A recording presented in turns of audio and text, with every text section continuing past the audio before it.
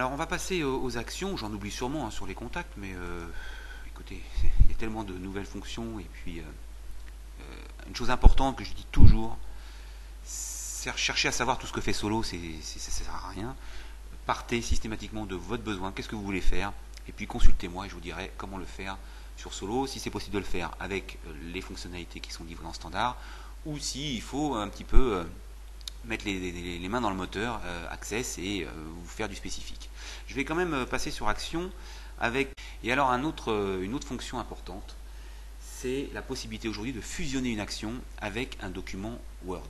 Je vais prendre une intervention et on a la possibilité soit d'éditer, encore que je ne sais même pas si, soit d'éditer un état Access directement, c'était le cas des courriers par exemple, si je prends un courrier. Voilà. Donc avec possibilité, je vous le rappelle, je vous expliquerai ça, parce que je vais faire une vidéo sur les états, on me la demande depuis si longtemps qu'il va falloir vraiment que je la fasse. Donc la possibilité d'ouvrir plusieurs états. Mais imaginons que vous vouliez faire votre état avec Word. Alors là, j'ai fait fusionner avec un document. Alors c'est dans le paramétrage qu'on va ici spécifier quel est le document Word qui est attaché à l'action. C'est modifié d'ailleurs. Voilà. Alors j'ai préparé un petit document Word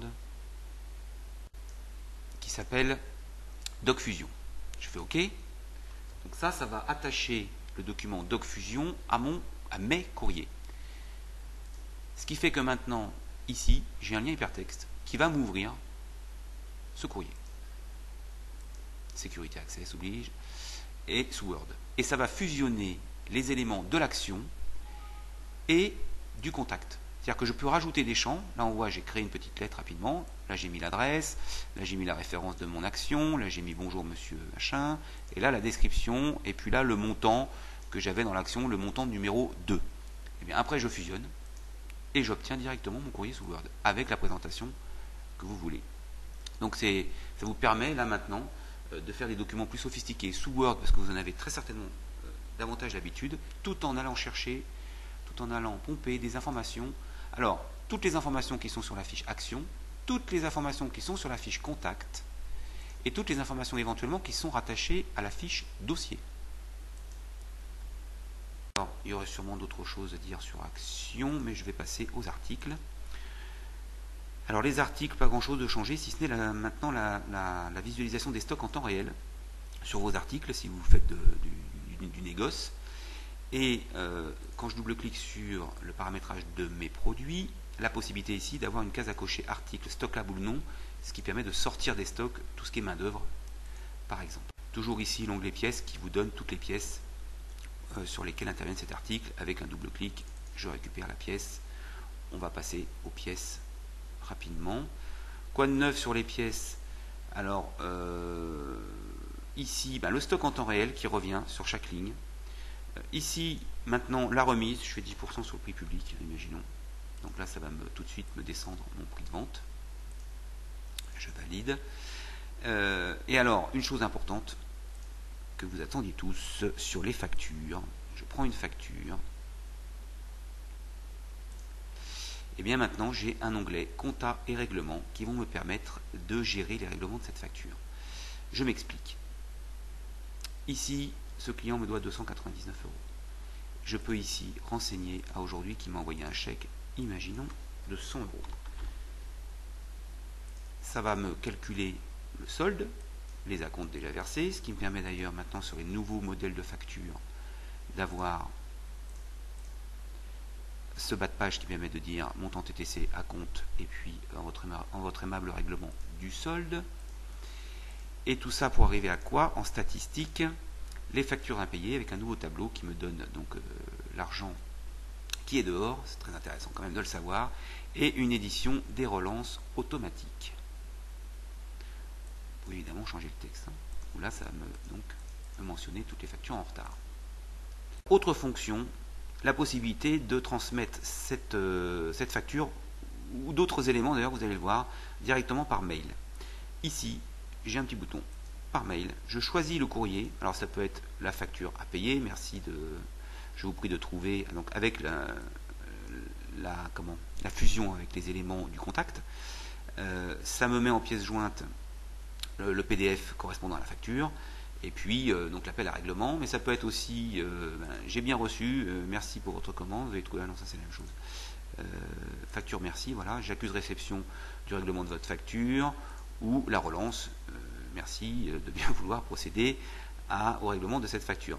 En appuyant sur l'envoi de mail, et bien tout de suite ça part via Outlook, avec en pièce jointe le document.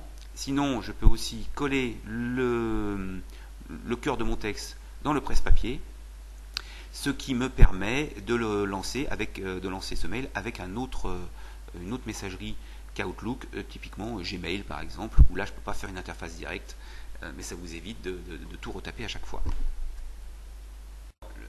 Les textes évidemment vont se mettre dans formule courrier comme d'habitude. C'est là que je vais paramétrer le contenu de mon courrier, et il suffit juste qu'il commence par email et le nom du type. C'est-à-dire que vous pouvez faire la même chose avec les devis, avec les bons de commande, et ça va donc interroger les données et envoyer les données liées à la pièce en fonction de son type.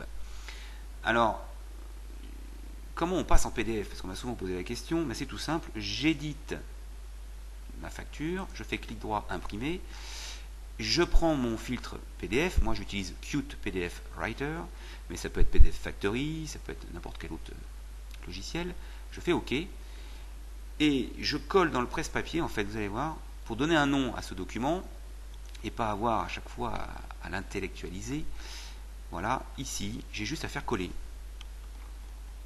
Voilà, et ça me colle facture, numéro et le client. On peut évidemment enlever ou paramétrer ça autrement. Ensuite, je l'envoie en pièce jointe, soit de façon automatique, comme je viens de le faire voir, soit avec votre messagerie habituelle. Bon, voilà, pour les pièces, c'est à peu près tout. Je vais passer au dossier. Au dossier, pas grand-chose de neuf, si ce n'est une fonction qu'on me réclamait depuis longtemps, qui consiste à... Voilà mon dossier. Donc j'ai toujours mon agenda, mes éléments à facturer. Les éléments facturés, ça c'est pour quand on facture des honoraires. Les pièces attachées au dossier. Doc et contact liés avec ici toujours les actions qui font appel à un lien hypertexte pour avoir tous les documents liés à ce dossier externe à Solo. Et ici, la fiche contact de mon contact principal. Ça permet de la consulter et surtout de la modifier si besoin est. Évidemment, c'est la fiche contact qui correspond et que j'ai attachée en contact principal à mon dossier. Alors, quoi d'autre? Si je reviens rapidement sur les stocks, la possibilité donc de consulter nos stocks, ça on en a l'habitude, avec les mouvements entre deux dates, la possibilité de les trier, de les filtrer, ça on connaît, et la possibilité aujourd'hui de faire un inventaire. J'ai fait une petite vidéo et un petit flyer spécifique sur cette notion d'inventaire. Voilà, quoi dire de plus sur cette V3? Toujours la même chose. Si vous avez des besoins spécifiques, on est sous Access, ça n'a pas changé, et donc on peut développer n'importe quel traitement spécifique.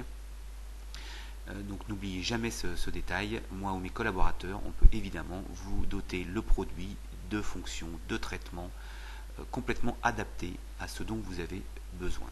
Voilà, j'espère que ça vous a plu. J'attends vos commentaires. J'ai fait un blog, je vous le rappelle, sur cette V3. Je vous envoie d'autres informations rapidement. Et puis donc la sortie pour les clients est prévue mardi prochain, le 30 mars. Merci de votre attention et à très bientôt. Au revoir.